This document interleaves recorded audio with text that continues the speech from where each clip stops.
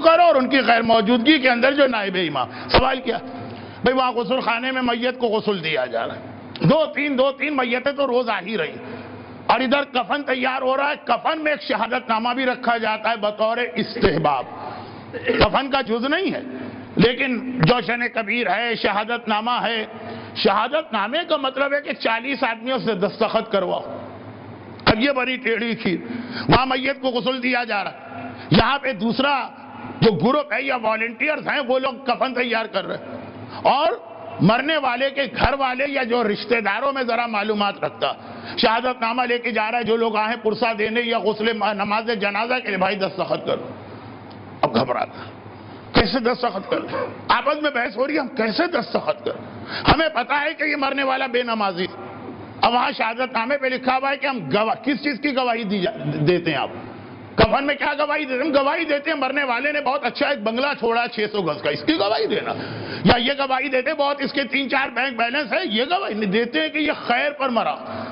ارے یہ کیسے گواہی دے, یہ تو ہمیں پتا ہے کہ بے نمازی تھی. کیسے گواہی دے, ہمیں پتا ہے یہ عورت جو تھی ساری زندگی بے حجاب رہی, اور ایسی بے حجاب جو بے حجابی کو پروموٹ کرتی تھی. ہمیں پتا ہے کہ یہ مرنے والا ساری زندگی شرابی رہا, کیسے گواہی دے.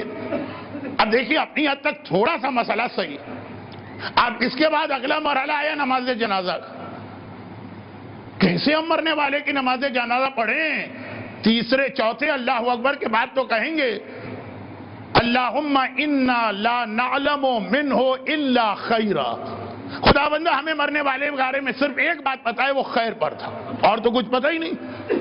اب تو اللہ کے سامنے نماز میں کھڑے ہو کے کہہ رہے کیسے جھوٹ بول دے, وہ تو خیر پہ نہیں تھا. کیسے پتا چلا خیر پہ نہیں تھا؟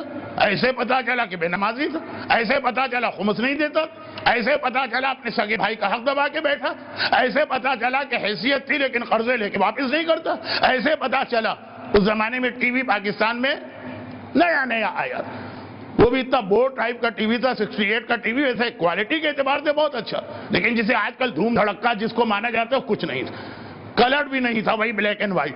تو خیر اب کہہ رہے ہیں کہ ٹی وی تو کم تھا لیکن میوزک گانے تو آ چکے تھے, کہا کہ ہم کیسے گواہی دیں.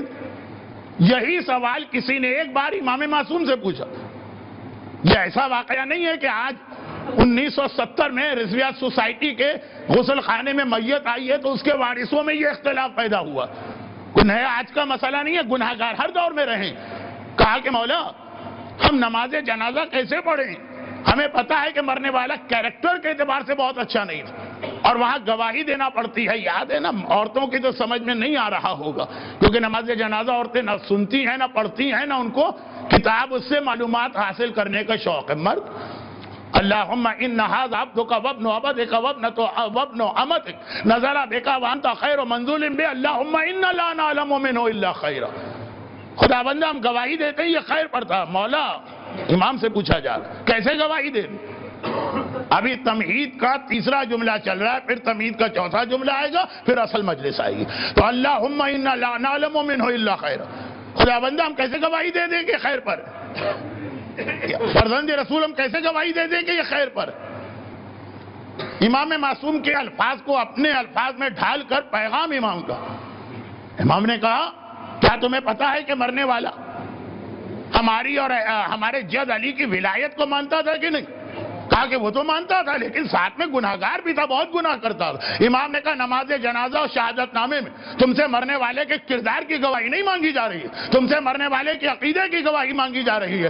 اگر وہ علی کی ولایت کو مانتا تھا تو اس کائنات میں علی کی ولایت ہی سب سے بڑا خیر ہے. جو ولایتی علی والا ہے وہ خیر پر ہے, تم اس کی گواہی دے سکتے ہو.